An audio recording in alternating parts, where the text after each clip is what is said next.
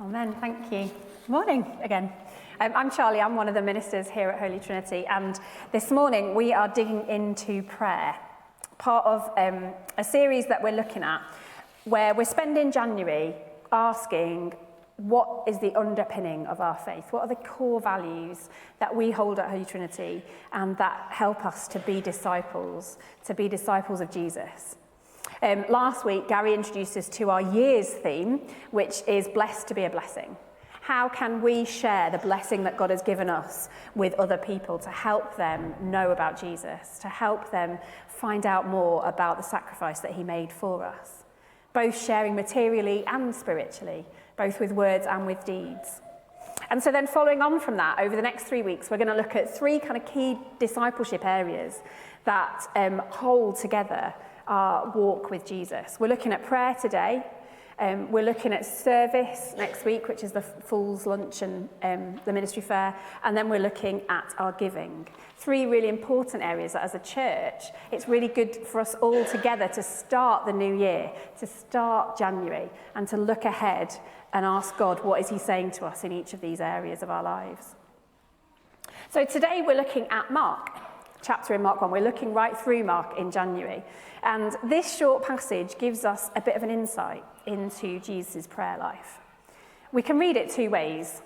The first way we can read it is, Jesus prayed, I should pray, job done. Okay, cool. We've heard that before, and we know we should pray, don't we? As a Christian, we're told, praying is good, talking to Jesus is good. But perhaps we've heard that too much. Perhaps we've heard it lots and we just keep thinking, yeah, I will. I'll get a routine sorted, if you're like me.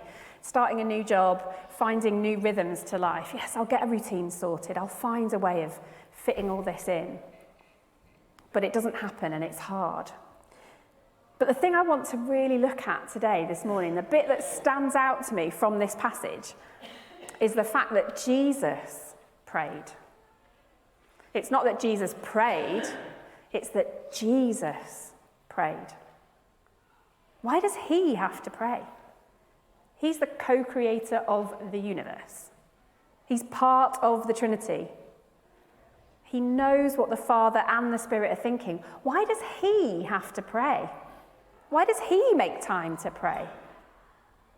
And if he made time to pray, if Jesus, the creator of the world, the person that knows everything that's going on, that is in tune with the Father and the Spirit at all times, if he made time to pray, what does that say about my prayer life, about how it affects me? So that's literally what we're going to look at this morning. Why did Jesus do it? And how does that affect me leaving this building today? So firstly, why did Jesus pray? We know that he prayed regularly throughout the scriptures. We're told he prayed early in the morning, he prayed late at night, he prayed in the afternoon. I feel like there's a song in there or something, isn't there? He prayed when he was too busy, he prayed when he wasn't busy and everyone else thought he should be praying. There's no obvious pattern to how Jesus went about praying, but he did it. That's the key thing, he did it.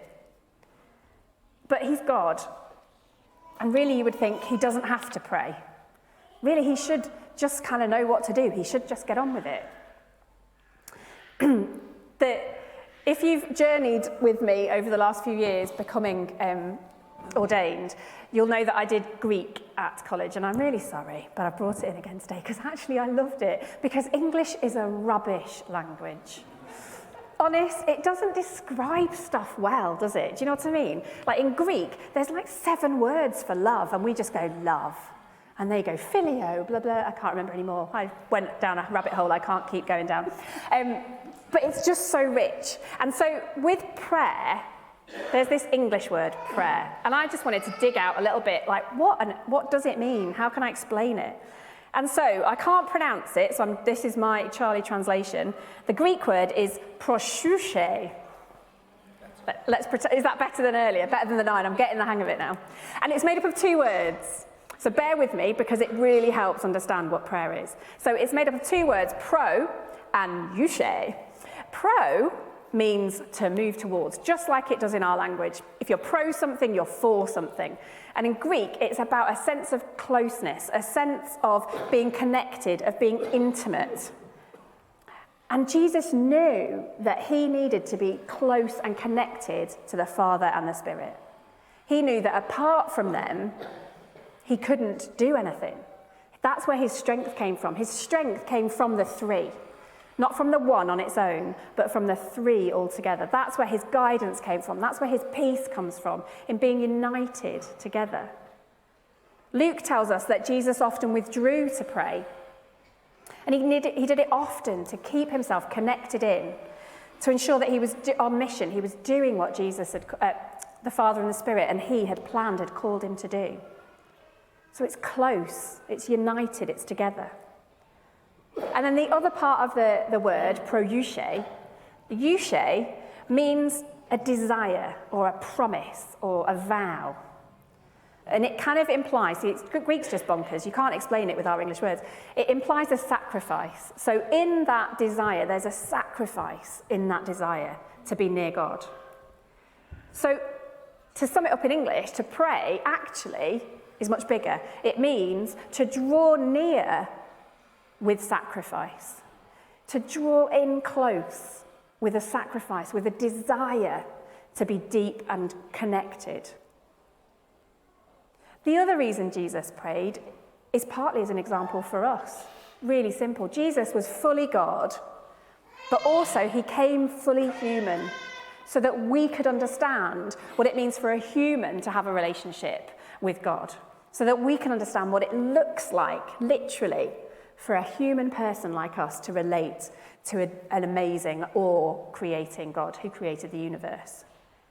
He wanted to show us what an active prayer life is like. And I think that's why he said his prayers out loud, so that the disciples and then the gospel writers could write down his prayers, write down the prayer that he taught us, the prayers that he said, God help me, little simple things, so that we've got something to model our prayer life on, so that we can follow in his footsteps and say, I see what Jesus did and I've got an example to follow there. So it's proeuche, moving closer with a sacrifice. And we can work out from some of these things in the passage what that means for us, what it means that Jesus proeuche'd. That's not proper Greek. Thank goodness my lecturer's not in the room. I would be in trouble. In this passage, in the first sentence, there are 4 verbs. See, I'm talking Greek, and now I'm diving into English language. Like, what is wrong with me this morning? I'm very sorry. 4 verbs. Jesus got up, he left, he went off, and he prayed. And in Greek language, that's how they show determination. That's how they want us to understand that Jesus was absolutely not letting anything get in the way of this. He got up. He got up early. He left. He went out. In English, we'd probably just go, he went to pray. But Mark wants us to know how important it was for Jesus to pray. He wasn't going to miss the time. He wasn't going to give it up. He knew he had a busy day. It had been a busy day before. He'd been doing healings. People had been following him around. And he knew that day would be busy. He knew that he'd be heading into more things like that. And he knew to sustain that action, to sustain those gifts, to sustain that mission that he was called to, he needed to proeuche. He needed to draw close in sacrifice so that he could start his day by looking at Jesus, at God, looking up and not looking at the stuff he knew that was coming. He was looking outwards, looking up to God and asking him for his guidance before he even thought about diving into the stuff that he knew was ahead of him. He proeuche'd. And we can see a contrast for this with Simon and the other disciples that were following him. They were surprised that Jesus had gone to pray. It says, glasses. Everyone is looking for you. And they went out and looked for him, and eventually they found him. In some passages, it makes it sound like they looked for, some translations, it makes it sound like they looked for him for ages, and they couldn't find him. They don't understand why Jesus would go off to pray. Why would he go away when there's stuff to be done? There's jobs to be finished. There's people that need him. Like, he can heal stuff. Get on with it. Get it done, Jesus. And sometimes we can be a bit like that. We can think about the practical stuff that he's doing. I'm a really practical person. I just like to get a list, get through the list and get it finished. And Jesus was saying, actually, it's not the practical stuff that mattered. It was the proeuche. It was the connectedness to God that mattered. It was the closeness so that all of that stuff can happen. It makes me think about, I've never done this. I'd like a show of hands who has. Have you ever run out of petrol on a car journey? Jamie, I know, has, and he's going to be honest. Hey, thank you. Have you run out, Matthew? Have we ever run out of petrol? Oh, apparently I have run out of petrol on a car journey. I've just blanked it from my mind.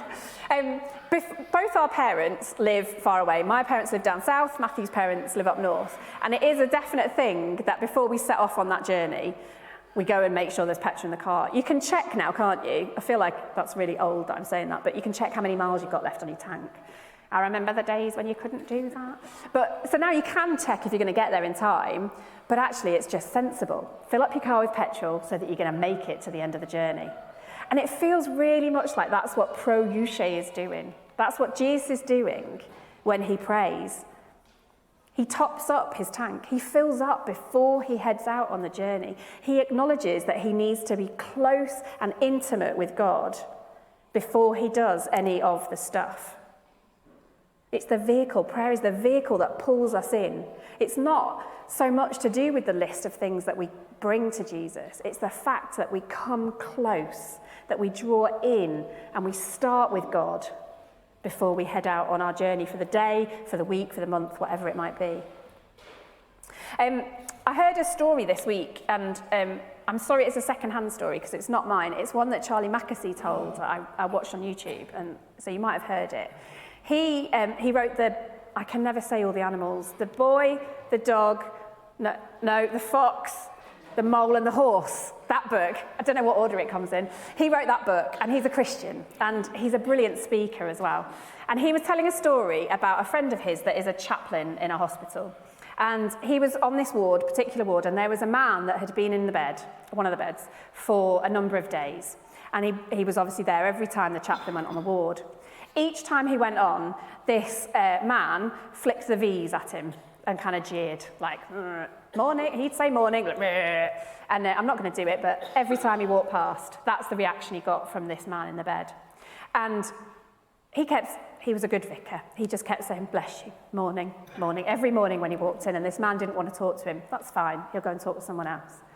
And then one morning, a few days later, he went onto the ward, and this man didn't react in that way. He said to him, can I have a word? What's this about? What are you wearing? Why are you here? What are you doing? And so the vicar explained to him about the fact that Jesus died for him, the fact that he was there to share Jesus' love, for the man, that he wanted the man to know how much Jesus loved him, that he was free, that he could put off all the sin that he'd done, and he could step into a free life with Jesus. And how much Jesus loved him and wanted to know him. And this man, he took it on board. He thought, okay, interesting. And so how do I get this? What do you do to get closer to this Jesus? He said, well, you just pray. Well, how do I do that? And so the vicar got a chair, an empty chair, and just sat it next to the bed, next to the man's bed. And he said, just imagine Jesus is in that chair. That's where he is. He's not far off. He's not distant. He's just there, in that chair. What would you say to him if he was there? And the man said, well, I think I'd probably say that I effed up my life. That's a good start. Pretty broad. Anything else? Well, I wish I hadn't. I wish I'd made different decisions. I'm sorry, maybe, that I shouldn't have done all that stuff, and I hope it's not too late. And they chatted a little bit about it. And this man, the vicar, said, that's all you need to do. Just imagine Jesus in that chair. He's just there. And just tell him stuff. It's not more complicated than that. So he left him. He went off, carried on going around the wards, praying for people, doing what chaplains do. And he came back the next morning and the bed was empty. And so he said to the nurse, he's like, oh, has he gone home? Like, how is he? And they said, oh no, I'm really sorry, but he actually died this morning. And we weren't there when he died, but we came and found him. And it was really strange because he was half out of the bed, leaning on the chair that you'd left by his bed, and he was hugging it. And he was hugging the chair. And it was really strange. And this man was obviously absolutely flawed. The guy in the bed had totally grasped how simple it was to connect with Jesus. That he's just there. He's just there in the chair. He isn't distant. He isn't far away. And to proeuche, to draw close with a sacrifice, is just to lean on that chair and to hug it. And to say, there, I'm here, Jesus. There's nothing more complicated than that. Nothing deeper, nothing higher than just drawing near and resting on that chair with Jesus. So as we head into a life where we can proeuche, what does that mean? What does that mean as we step out from here to draw near to Jesus, to proeuche, to come before him with sacrifice, with closeness, with intent? Jesus shows us it doesn't necessarily need to be super routine. It just needs to be a heart sacrifice that puts aside the list, puts aside the stuff that we know is coming and we want Jesus to be part of and all of that. And we step into intimacy with him and say, Jesus, I am here. That's it. Hands open, welcome. Lean on the chair. So today we're going to do our intercessions just a little bit different because we're obviously talking about prayer, so it's good to do something a little bit different and to get into it ourselves. So I've made a slide of actually stuff that is a list, but what I'd like us to do is to come to that prayer, come to that place of praying from a proeuche place, of sacrifice, of coming before Jesus humbly and acknowledging that it is just that simple, that he's just there. He's just there listening. So we're going to you can pray on your own, simply, or you can get into groups if you've come with somebody that you want to pray with or around you. Either way, it doesn't matter. And just over the next few minutes, I'm just going to say out loud. Now, I've forgotten again. I forgot this morning. What do we say? Lord, in your mercy, thank you. And you say, hear our prayer. And I'm just going to sort of full stop our prayers every now and then with that before we head to communion. So should we pray together?